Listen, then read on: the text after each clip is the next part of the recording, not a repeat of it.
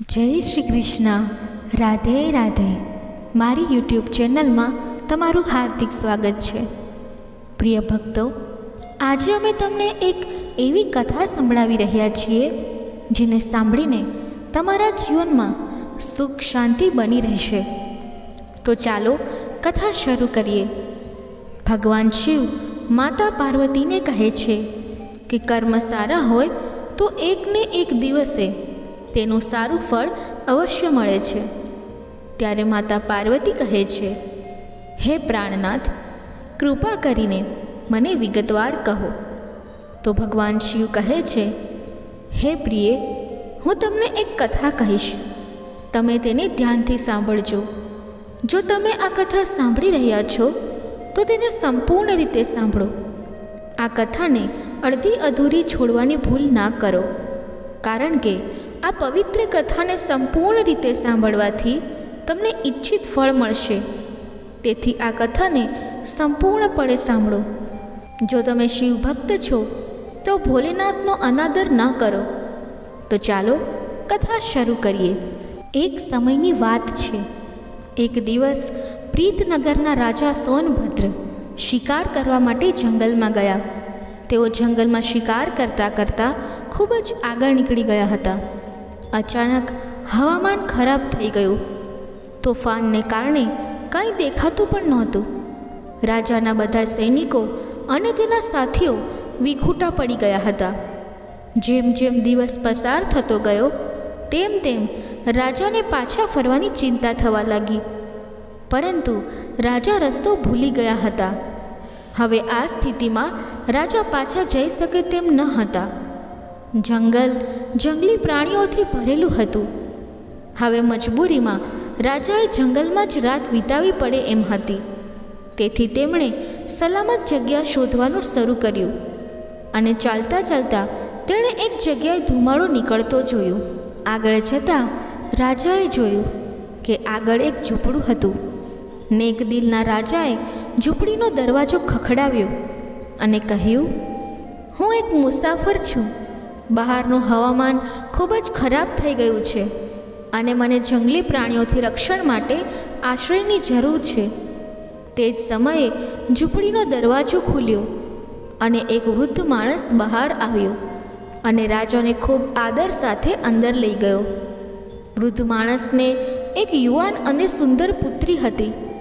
પિતા અને પુત્રી બંને આ જંગલમાં રહેતા હતા. તે માણસ જંગલમાંથી લાકડા કાપીને નગરમાં વેચતો હતો. આ રીતે તેમનું ગુજરાન ચાલતું હતું. તેની દીકરીએ રાજા માટે ખૂબ જ સારું ભોજન તૈયાર કર્યું, જે ખૂબ જ સ્વાદિષ્ટ હતું. તે પછી રાજા માટે આરામદાયક પથારી બનાવવામાં આવી. વૃદ્ધ માણસ અને તેની પુત્રીએ ખૂબ જ સારી રીતે રાજાની સેવા કરી. તે ઝૂંપડીમાં રાત વિતાવ્યા પછી રાજા સવારે તેમનો આભાર માનીને પોતાના મહેલમાં પાછો ફર્યો. રાજા પોતાના મહેલમાં તો પાછો આવી ચૂક્યો હતો, પરંતુ તેને વૃદ્ધ લાકડા કાપનારની સુંદર દીકરી યાદ આવી રહી હતી, જેણે તેને વિદેશી મુસાફિર માનીને તેની ખૂબ જ કાળજી રાખી હતી. રાજાના એક મંત્રીની દીકરી સાથે લગ્ન નક્કી થયા હતા, પરંતુ મંત્રીની દીકરી ખૂબ જ ઘમંડી અને ચાલાક હતી. રાજાએ મંત્રીની દીકરી સાથે લગ્ન કરવાનો ઇનકાર કરી દીધો અને તેણે નક્કી કર્યું કે તે જંગલમાં રહેતા લાકડા કાપનારની પુત્રી સાથે લગ્ન કરશે. આ રીતે લાકડા કાપનારી દીકરી અને રાજાના લગ્ન થઈ ગયા. રાજાના મંત્રી આ વાતથી અંદરથી ખૂબ જ ગુસ્સે થઈ ગયા હતા, પરંતુ તે કંઈ કરી શકે તેમ ન હતા. રાજા પોતાની રાણી સાથે આનંદથી સમય પસાર કરી રહ્યા હતા. એક વર્ષ પછી રાણીએ એક છોકરીને જન્મ આપ્યો અને બીજા વર્ષે પણ બીજી છોકરીનો જન્મ થયો. આ રીતે રાજાને હવે 2 દીકરીઓ હતી. એક દિવસ તક જોઈને રાજાના મંત્રીએ રાજાને કહ્યું, મહારાજ, રાજ્ય ચલાવવા માટે તમારે એક પુત્ર જરૂર હોવો જોઈએ. તેથી મારું સૂચન છે કે તમે બીજા લગ્ન કરી લો, જેથી તમને પુત્રની પ્રાપ્તિ થઈ શકે. પરંતુ રાજાએ આ વાતનો ઇનકાર કરી દીધો. જ્યારે મંત્રીએ જોયું કે તેની પુત્રીના રાજા સાથે લગ્ન કરવાના તમામ માર્ગો બંધ થઈ ગયા છે, ત્યારે તેણે ધીરે ધીરે પોતાના કાવતરામાં સેનાપતિ અને બાકીના મંત્રીઓને સામેલ કરી લીધા. પછી એક દિવસ છેતરપિંડીથી રાણીના રૂમમાં એક સાપ છોડી દેવામાં આવ્યો. સાપના કરડવાથી રાણીનું મૃત્યુ થઈ ગયું. બંને રાજકુમારીઓ હજુ ઘણી નાની હતી, છતાં પણ રાજાએ બીજા લગ્ન કરવાની ના પાડી દીધી. જ્યારે મંત્રીએ જોયું કે તેનું કોઈ કાવતરું સફળ થઈ રહ્યું નથી, ત્યારે તેણે રસોઈયાઓ સાથે મળીને રાજાના ભોજનમાં ઝેર ભેળવી દીધું, જેના કારણે રાજાનું પણ મૃત્યુ થઈ ગયું. ત્યારબાદ મંત્રીએ સિંહાસન પર કબજો કરી લીધો. રાજાની એક વૃદ્ધ અને વફાદાર દાસી હતી. તે આ બધું જોઈ રહી હતી. તેને હવે સમજાઈ ગયું હતું કે મંત્રી ટૂંક સમયમાં રાજકુમારીઓને પણ મારી નાખશે. એટલા માટે બંને રાજકુમારીઓને લઈને રાતના અંધારામાં તે ક્યાંક દૂર જતી રહી. આ રીતે એક નેક દિલના રાજાને બદલે ત્યાંના લોકોને એક નિર્દયી અને લોભી રાજા મળ્યો. દાસી બંને છોકરીઓને જંગલમાં લઈ ગઈ અને ઝૂંપડી બનાવીને તેમનું પાલન પોષણ કરવા લાગી. સમય પોતાની ગતિએ પસાર થવા લાગ્યો. હવે બંને છોકરીઓ યુવાન બની ગઈ હતી.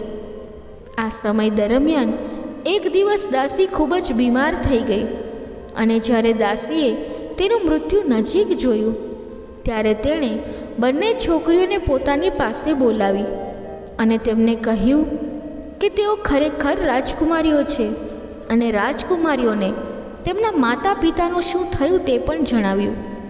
જેના પછી દાસીનું મૃત્યુ થઈ ગયું. દાસીના મર્યા પછી બંને છોકરીઓ એકદમ એકલી થઈ ગઈ. તેઓ બંને તેમના માતા પિતાને યાદ કરીને ખૂબ રડતી હતી, પરંતુ હવે કંઈ થઈ શકે તેમ ન હતું.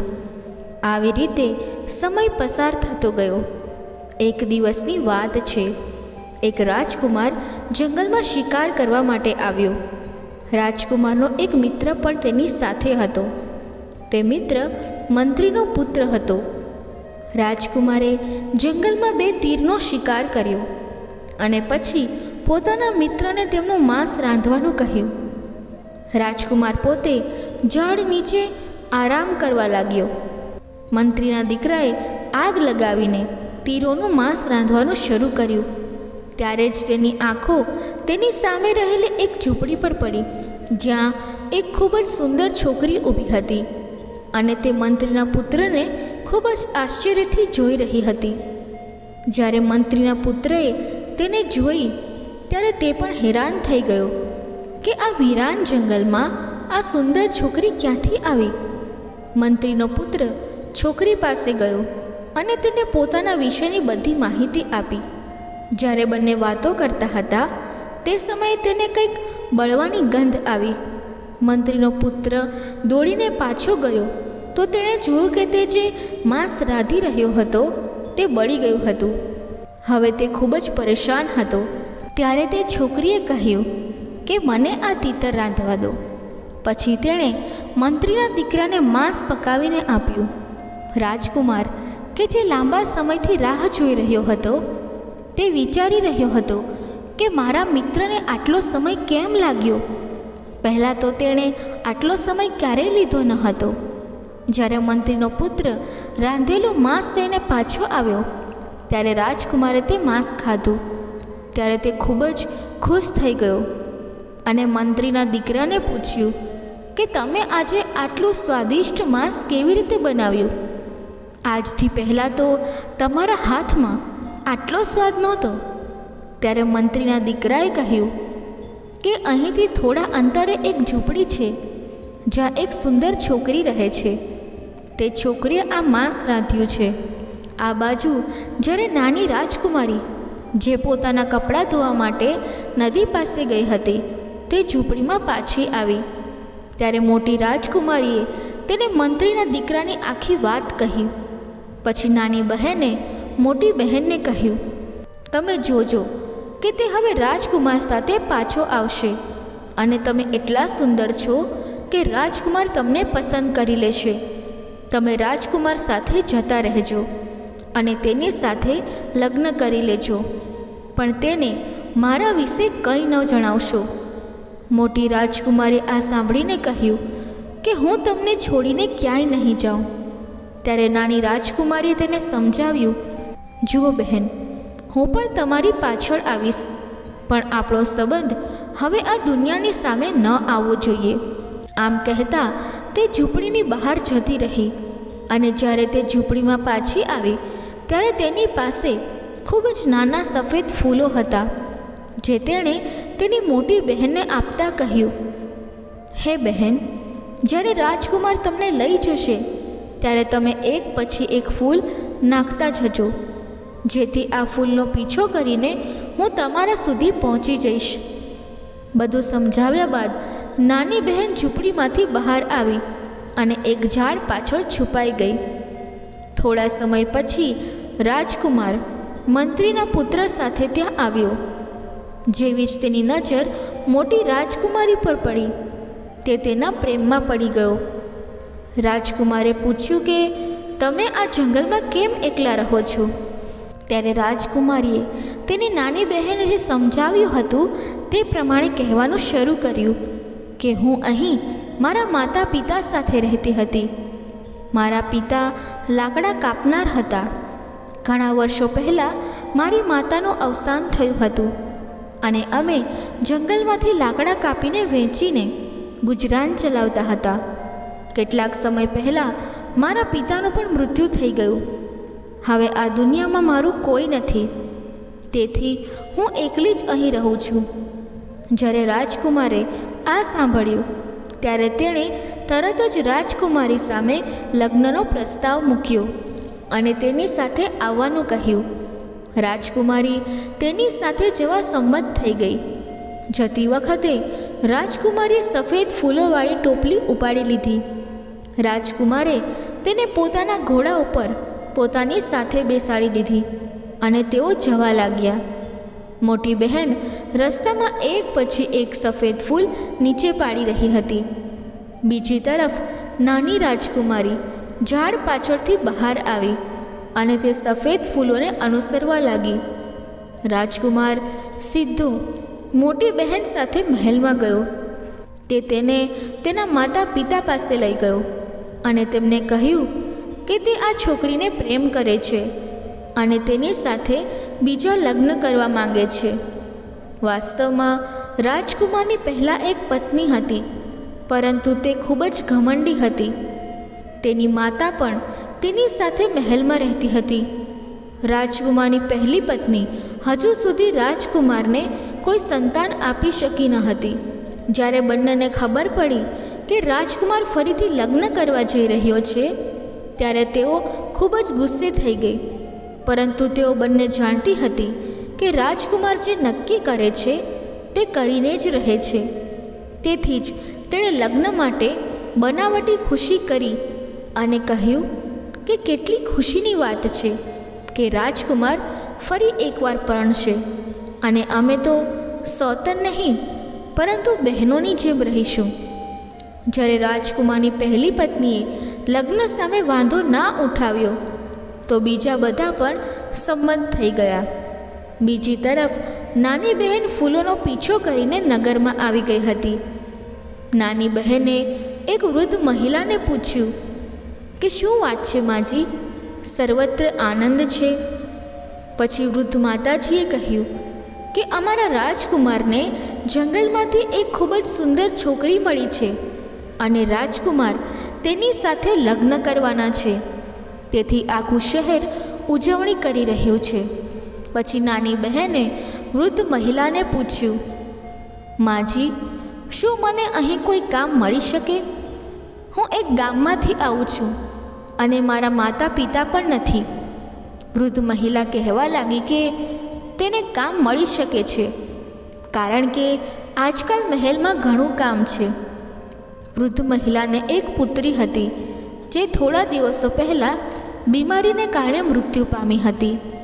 વૃદ્ધ મહિલાએ નાની રાજકુમારીને કહ્યું, જ્યારે હું તમને જોઉં છું ત્યારે મને મારી દીકરીની યાદ આવે છે, માટે તમે મારા ઘરે મારી દીકરીની જેમ રહી શકો છો. હકીકતમાં આ વૃદ્ધ મહિલા યુવાનીમાં મહેલમાં દાસી તરીકે કામ કરતી હતી. હવે તેણે વૃદ્ધાવસ્થાને કારણે આ કામ છોડી દીધું હતું. રાજકુમારીએ કહ્યું, ઠીક છે માજી, હું તમારા ઘરે રહીશ, પણ મારે કામ કરવું છે. શું તમે મને મહેલમાં થોડું કામ અપાવી શકો? વૃદ્ધ મહિલા રાજકુમારી સાથે મહેલમાં ગઈ, જ્યાં દરેક જગ્યાએ ખુશીનું વાતાવરણ હતું. જ્યારે વૃદ્ધ માજી તેની સાથે મહેલમાં પહોંચી ત્યારે રાજકુમારની પહેલી પત્ની સામેથી આવી રહી હતી. તે વૃદ્ધ મહિલાને સારી રીતે જાણતી હતી. વૃદ્ધ મહિલાએ તેને નમન કર્યું અને કહ્યું કે આ મારી ભત્રીજી છે અને તે આજે જ ગામમાંથી આવી છે. આ બિચારીના માતા પિતા મૃત્યુ પામ્યા છે. હું તમને વિનંતી કરું છું કે તેને મહેલમાં દાસી તરીકે રાખો. રાજકુમારની પ્રથમ પત્નીએ નાની બહેનને ખૂબ જ ધ્યાનથી જોયું અને પછી તે તેને પોતાના રૂમમાં લઈ ગઈ અને કહ્યું, સાંભળ છોકરી, મને લાગે છે કે તમે આટલે દૂર તમારા ગામમાંથી અહીં કામ કરવા માટે આવ્યા છો. મને લાગે છે કે તમને ગરીબી મટાડવા માટે ધનની આવશ્યકતા છે. જો તમે અહીં મારી ખાસ દાસી તરીકે રહેશો અને હું જેમ કહું તેમ કરશો તો હું તમને ખૂબ જ ધન આપીશ, કારણ કે આ મહેલમાં અન્ય તમામ દાસીઓ વૃદ્ધ છે અને તે મને સાથ નહીં આપે. તમારે તેમનાથી છુપાઈને મારા માટે કામ કરવું પડશે. શું તમને મંજૂર છે? નાની બહેનને ખબર પડી ગઈ હતી કે આ રાજકુમારની પ્રથમ પત્ની છે અને તેને તેના શબ્દોમાં કોઈ ષડયંત્રની ગંધ આવવા લાગી હતી. એટલે વાત સમજીને તે જલ્દીથી બોલી, રાણીજી, તમે જે કહેશો તે હું કરીશ. રાજકુમારની પહેલી પત્નીએ સ્મિત કર્યું અને કહ્યું, અત્યારે હું રાણી નથી બની. જ્યારે રાજકુમાર રાજા બનશે ત્યારે હું રાણી બનીશ. નાની બહેને કહ્યું, ચિંતા ન કરો, ભગવાનની ઈચ્છા હોય તો તમે ટૂંક સમયમાં જ રાણી બનશો. આ સાંભળીને રાજકુમારની પહેલી પત્ની બોલવા લાગી, તમે ખૂબ જ કામની વસ્તુ છો. આજથી જ મારા માટે મહેલમાં કામ કરવાનું શરૂ કરો અને હું કહું તેમ જ કરજો. નાની બહેને કહ્યું, તમે કોઈ ચિંતા ના કરતા, હું મારા બધા કામ ખૂબ જ ખંતપૂર્વક કરીશ. આ પછી તે બંને નાની રાજકુમારી અર્થાત મોટી બહેનના રૂમમાં આવી. પહેલી પત્ની કહેવા લાગી, આ છોકરી આજથી તમારી નોકરાણી છે. તમે જે પણ કામ કરાવવા માંગતા હો એના પર કરાવી લેજો. હવે જ્યારે મોટી બહેને તેની નાની બહેનને જોઈ ત્યારે તે ખૂબ જ ખુશ થઈ ગઈ અને કહેવા લાગી, તમે કેટલા સારા છો. રાજકુમારની પહેલી પત્નીએ કહ્યું કે મારું મહેલમાં ઘણું કામ છે, હું તેને જોવા જઈ રહી છું. તેણી છતાં જ બંને બહેનોએ એકબીજાને ભેટી પડી. નાની બહેને અહીં મહેલમાં આવીને શું કરવાનું છે તેનું સત્ય તેની મોટી બહેનને કહ્યું નહીં. 2 દિવસ પછી રાજકુમારના લગ્ન તેની મોટી બહેન સાથે થઈ ગયા. રાજકુમારની પહેલી પત્ની સિવાય દરેક વ્યક્તિ ખૂબ જ ખુશ હતી. રાજકુમારની પહેલી પત્ની વિચારતી હતી કે આ બીજી પત્નીથી કેવી રીતે છુટકારો મેળવી શકાય. થોડા દિવસો પછી મોટી બહેન ગર્ભવતી થઈ. રાજકુમારની પહેલી પત્ની માટે આ સમાચાર ખૂબ જ ખરાબ હતા, કારણ કે અત્યાર સુધી તે રાજકુમારને સંતાન આપી શકી ન હતી. તો બીજી તરફ રાજા, રાણી અને રાજકુમાર ખૂબ જ ખુશ હતા. હવે મોટી બહેનની વધુ કાળજી લેવામાં આવતી હતી. અહીં રાજકુમારની પહેલી પત્ની નાની બહેન સાથે વિચારી રહી હતી કે હવે શું કરવું. નાની બહેન પણ ખૂબ ચિંતિત રહેવા લાગી. તેથી એક દિવસ તક જોઈને તેણે તેની મોટી બહેનને કહ્યું કે આપણે મહેલ છોડીને ક્યાંક દૂર જતું રહેવું જોઈએ. હવે નાની બહેન એવું પણ કહી શકતી નહોતી કે રાજકુમારની પહેલી પત્ની તેની કેટલી ઈર્ષ્યા કરે છે. તે આ વાત બધાને કહી પણ દે તો પણ કોઈ તેના પર વિશ્વાસ ના કરે, કારણ કે રાજકુમારની પહેલી પત્ની બધાની સામે નાની બહેનની ખૂબ કાળજી લેતી હતી. મોટી બહેને આ સાંભળીને કહ્યું, બહેન, અહીં દરેક મને ખૂબ જ પ્રેમ કરે છે. હું તમને તે જ સમયે કહી રહી હતી કે તમે પણ મારી સાથે મહેલમાં આવો, પણ તમે સહેમત ન થયા અને તમે કહ્યું હતું કે તમારે મારી સાથેના તમારા સંબંધને બધાથી ગુપ્ત રાખવો જોઈએ. તમે કહો તો હું અત્યારે રાજકુમારને બધી વાત કહું કે તું મારી બહેન છે. પણ સમજદાર નાની રાજકુમારી જાણતી હતી કે હવે આ સત્ય કહેવાથી દરેક વ્યક્તિ તેમને જૂઠા જ માનશે. એમ વિચારશે કે અમે જાણી જોઈને આ સંબંધ છુપાવ્યો હતો અને આવું પણ થઈ શકે છે કે તેઓ અમને બંનેને કાવતરાખોર અથવા જાસૂસ માને. એવું વિચારીને નાની બહેને મોટી બહેનને કહ્યું, ના, તમે હવે કોઈને કહેશો નહીં. થોડા દિવસો પછી જ્યારે બાળકનો જન્મ થવાનો સમય આવ્યો, રાજકુમારની પહેલી પત્નીએ દાઈ અને નાની બહેનને ઘણા પૈસા આપ્યા અને કહ્યું કે બાળકનો જન્મ થતાં જ તમે તેને ઉઠાવીને મારી નાખજો અને તેની જગ્યાએ બિલાડીનું બચ્ચું મૂકી દેજો. ત્યારે નાની બહેને કહ્યું કે આ કામ મારા માટે ખૂબ જ સરળ છે. પછી જ્યારે બાળકનો જન્મ થયો ત્યારે દાઈએ બેભાન માં એટલે કે મોટી બહેન પાસેથી બાળક ઉઠાવ્યું અને તેને નાની બહેનને આપીને કહ્યું કે તેને લઈ જઈને મારી નાખો અને બિલાડીનું બચ્ચું તેની જગ્યાએ મૂકી દીધું. નાની બહેને ઝડપથી બાળકને કપડામાં લપેટીને પાછળથી છુપાઈને તેના ઘરે પહોંચી. તેણે બાળકને વૃદ્ધ માતાજીને આપીને કહ્યું, માજી, આ બાળક મારી મોટી બહેનનો છે. આ વાત કોઈને કહેશો નહીં. તેને બકરીનું દૂધ પીવડાવજો. હું સાંજ સુધીમાં આવીને તેની સંભાળ રાખીશ. વૃદ્ધ માજીએ તેને કોઈ પ્રશ્ન પૂછ્યો નહીં, કારણ કે તે ઉતાવળમાં હતી. જ્યારે નાની બહેન મહેલમાં પાછી આવી ત્યારે તેણે જોયું કે મહેલમાં હાહાકાર મચી ગયો છે. દાઈએ બધાને એવું બતાવ્યું કે રાજકુમારની બીજી પત્નીએ માણસના બચ્ચાને બદલે બિલાડીના બચ્ચાને જન્મ આપ્યો છે. આ ખબર સાંભળીને બધા હેરાન થઈ ગયા હતા. દુઃખી મોટી બહેન રડતી જતી હતી અને તે કહેતી હતી કે આ બધું જૂઠાણું છે, પરંતુ કોઈએ તેની વાત સાંભળી નહીં અને કોઈ તેની સાથે વાત કરી રહ્યું ન હતું. નાની બહેને ફરી એકવાર મોટી બહેનને કહ્યું, તમે મારી સાથે ચાલો.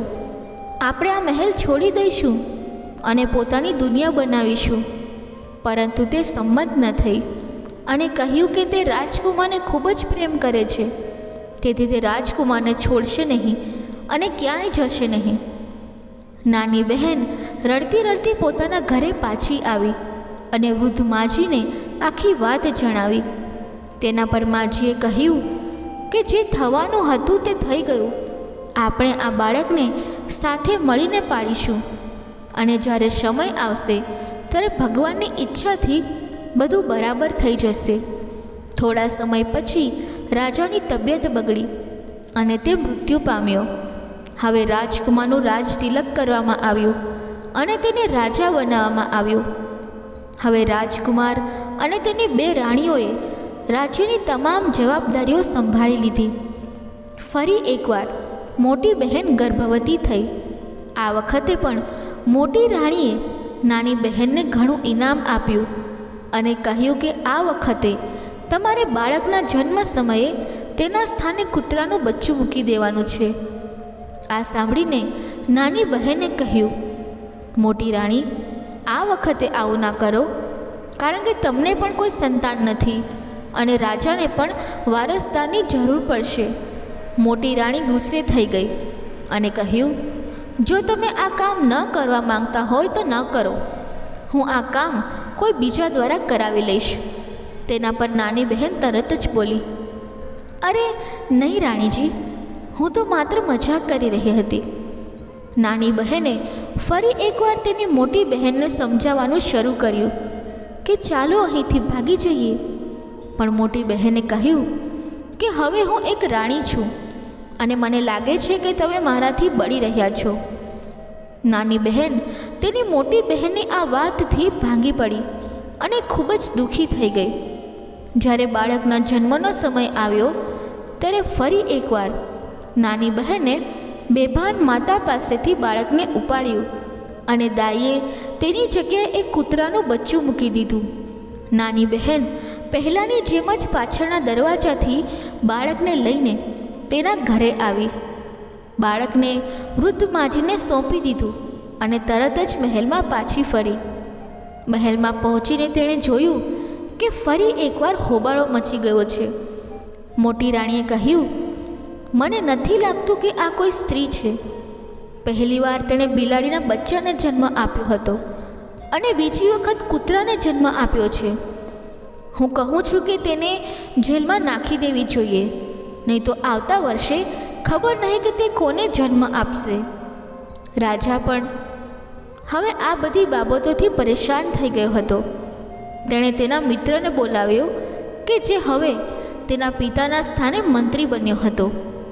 તેણે નાની રાણીને તાત્કાલિક જેલમાં મોકલવાનો આદેશ આપ્યો. મંત્રીએ રાજાને સમજાવવા માટે ખૂબ જ પ્રયાસ કર્યો કે મને એવું લાગે છે કે નાની રાણી નિર્દોષ છે, પણ રાજાએ તેની વાત સાંભળી નહીં. આખરે નાની રાણીને જેલમાં ધકેલી દેવામાં આવી. હવે મોટી રાણી ખૂબ ખુશ હતી, કારણ કે બધું જ તેના મન મુજબ ચાલી રહ્યું હતું. જેમ જેમ દિવસો પસાર થતા ગયા તેમ તેમ રાજાને ક્યારેક તેની નાની રાણી યાદ આવતી હતી. પરંતુ તે જ સમયે જ્યારે તેને બિલાડી અને કૂતરાના બચ્ચાની વાત યાદ આવતી ત્યારે તે તેની રાણીને નફરત કરવા લાગતો. બીજી તરફ નાની બહેને મોટી રાણીને કહ્યું કે તેના હવે લગ્ન થવા જઈ રહ્યા છે, એટલા માટે તે મહેલનું કામ છોડી રહી છે. રાણી પાસે દાસીઓની કોઈ અછત નહોતી, એટલે તેણે જવાની હા પાડી. નાની બહેન હવે વૃદ્ધ માતા અને 2 બાળકો સાથે જંગલમાં પોતાની ઝૂંપડીમાં પાછી આવી ગઈ. 5 વર્ષ પછી એક દિવસ રાજા તેના મંત્રી સાથે જંગલમાં શિકાર કરવા આવ્યો. રાજા અને તેના મંત્રી બંને તેમના ઘોડાને પાણી પાવા નદીના કિનારે ગયા. જ્યારે તેમના ઘોડા પાણી પી રહ્યા હતા ત્યારે તેઓએ ત્યાં 2 ખૂબ જ સુંદર બાળકોને જોયા. લાકડાના ઘોડા ધરાવતા 2 બાળકો આવતા જ તેઓ તેમના લાકડાના ઘોડાને પાણી પીવડાવવા લાગ્યા અને સાથે મળીને ગીત ગાઈ રહ્યા હતા. કાટનો ઘોડો લોખંડની લગામ, ચલ પાણી પી લે ઓ મારા ગુલામ. રાજાને આ બધું જોઈને ખૂબ જ આશ્ચર્ય થયું અને તે તેમની પાસે ગયો અને તેમને પૂછ્યું, પ્રિય બાળકો, શું લાકડાના ઘોડાઓ પણ ક્યારે પાણી પીએ છે અને શું લોખંડની પર ક્યારે લગામ હોય છે? તેના પર બાળકો કહેવા લાગ્યા કે જો કોઈ સ્ત્રી કૂતરા અને બિલાડીને જન્મ આપી શકે છે તો એકને એક દિવસ આ લાકડાના ઘોડા પણ પાણી પીશે. તેથી રાજા અને મંત્રી બંનેને એ સાંભળીને આશ્ચર્ય થયું કે એક દિવસ આ લાકડાના ઘોડાઓ પણ પાણી પીશે. આ સાંભળીને રાજા અને મંત્રી બંને હેરાન થઈ ગયા. રાજાએ બાળકોને પૂછ્યું, આ વાત તમને કોણે શીખવી? આ અંગે બાળકોએ કહ્યું, અમારી માસીએ. ત્યારે રાજાએ કહ્યું, બાળકો, મને તમારી માસી પાસે લઈ જાઓ. બાળકો રાજા અને મંત્રીને તે જ ઝૂંપડીમાં લઈ જાય છે જ્યાં રાજા અને મંત્રી થોડા વર્ષો પહેલાં આવ્યા હતા અને તે પોતાની સાથે મોટી બહેનને લઈ ગયો હતો. જ્યારે રાજાએ પોતાના મહેલની દાસીને ત્યાં જોઈ ત્યારે તે ચોંકી ગયો અને તેણે છોકરીને પૂછ્યું કે આ બાળકો કોણ છે? ત્યારે નાની બહેને રાજાને કહ્યું, હું તે છોકરીની બહેન છું જેને તમે થોડા વર્ષો પહેલાં અહીંથી લઈ ગયા હતા. મને એ વાતની શંકા હતી કે ઘણીવાર શાહી મહેલોમાં ષડયંત્ર કરવામાં આવે છે. રાજાએ પૂછ્યું કે તમને અગાઉથી આ આશંકા કેમ હતી? તેમણે કહ્યું કે અમે પણ સામાન્ય લોકો નથી, પરંતુ અમે બંને બહેનો રાજકુમારીઓ છીએ. અમારા પિતા પણ તમારા જેવા રાજા હતા. તેઓ એક વખત જંગલમાં શિકાર કરવા આવ્યા હતા. તેઓ રસ્તો ભૂલી ગયા હતા અને મારા દાદાના ઘરે જે લાકડાનું કામ કરતા હતા તેમની પાસે આશ્રયની શોધમાં તેમની પાસે આવ્યા. જ્યાં તેઓ મારી માતાને મળ્યા ત્યારે તેઓ એકબીજાને પસંદ કરવા લાગ્યા અને પછી બંનેએ લગ્ન કરી લીધા. પરંતુ મહેલમાં માત્ર અમારી માતા વિરુદ્ધ જ નહીં, પરંતુ અમારા પિતા પણ ષડયંત્રનો ભોગ બન્યા હતા. અને આ રીતે ષડયંત્રકારોએ અમારા માતા પિતાની હત્યા કરી હતી. અમારા મહેલની એક નોકરાણી અમને બંનેને અહીં લાવી. ત્યારબાદ અમે આ જંગલમાં રહેવા લાગ્યા. તેથી મેં મારી બહેનને કહ્યું કે અમારા સંબંધ વિશે કોઈને ના જણાવશો. જો મહેલમાં બધું બરાબર ચાલતું હોત તો મેં થોડા સમય પછી બધાને સાચું કહ્યું હોત. પરંતુ મહેલમાં પહોંચતા જ મને ખબર પડી કે આ મહેલમાં કંઈ પણ ષડયંત્ર રચાવા જઈ રહ્યું છે, કારણ કે તમારી પહેલી પત્નીએ સદભાગ્યે મને આ બધું કામ કરવા માટે પસંદ કરી હતી. તેને ખબર નહોતી કે જેની વિરુદ્ધ તે કાવતરું કરી રહી છે તે બંને એકબીજાની બહેનો છે. આ પછી નાની બહેને રાજાને શરૂઆતથી અંત સુધી બધું કહ્યું કે કેવી રીતે મોટી બહેનના બાળકોને કૂતરા અને બિલાડીઓથી બદલી દેવામાં આવ્યા, અને એ પણ કહ્યું કે આ બે બાળકો બીજું કોઈ નથી પરંતુ તમારા પોતાના પુત્રો છે.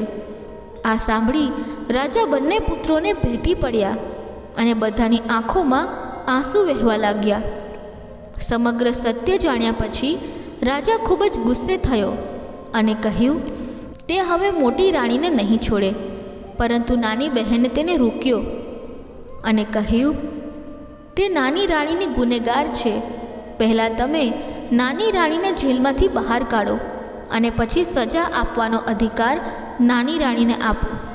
નાની બહેન સારી રીતે જાણતી હતી કે તેની મોટી બહેન ખૂબ જ સારા દિલની અને દયાળુ છે અને તે રાજાની પહેલી પત્નીને માફ કરી દેશે, કારણ કે સજા પણ નાની રાણીએ જેલમાં વિતાવેલા સમયને પાછો લાવી શકે નહીં.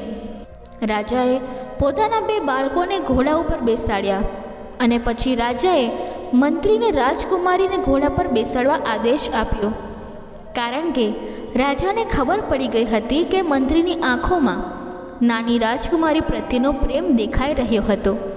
આ પછી તેઓ બધા મહેલમાં પહોંચ્યા. રાજાએ પહેલાં તો મોટી રાણીને બેડીઓમાં બાંધી દીધી અને તે પોતે જેલમાં ગયો અને નાની રાણીની હાથ જોડીને માફી માંગી અને કહ્યું, રાણી, મને માફ કરી દો. મને આખું સત્ય ખબર પડી ગયું છે અને હું તમને મુક્ત કરવા માટે જ અહીં આવ્યો છું. નાની રાણીને કેદમાંથી બહાર કાઢવામાં આવી અને મોટી રાણીને તેની સમક્ષ રજૂ કરવામાં આવી હતી. જ્યારે નાની રાણી તેના બાળકો અને નાની બહેનને મળી ત્યારે મંત્રીએ ફરી એકવાર બધાને સંપૂર્ણ સત્ય જાહેર કર્યું. નાની રાણીને જ્યારે તેના છોકરા અને નાની બહેન મળી તો તે તેમને ભેટીને રડવા લાગી અને પછી રાજાએ કહ્યું, રાણી, આજે તમને મોટી રાણીને સજા કરવાનો અધિકાર છે, પરંતુ નાની રાણીએ આ કહીને તેને માફ કરી દીધી કે જે સમય વીતી ગયો છે તે પાછો ન આવી શકે, અને બીજું તે બધું મારા ભાગ્યમાં લખાયેલું હતું, તેથી જ હું તેને સજા નહીં કરું. જ્યારે મોટી રાણી જે ધ્રુજી રહી હતી તેણે આ સાંભળ્યું ત્યારે તે નાની રાણીના પગમાં પડી ગઈ અને રડતા રડતા કહેવા લાગી, તમે મને માફ કરીને મારા ઉપર મોટી કૃપા કરી છે. હવે આખા મહેલમાં ઉજવણી માટે તૈયારીઓ શરૂ થઈ ગઈ. આ પ્રસંગે મંત્રીએ તેના અને નાની રાજકુમારીના લગ્નનો પ્રસ્તાવ રાજાની સામે મૂક્યો.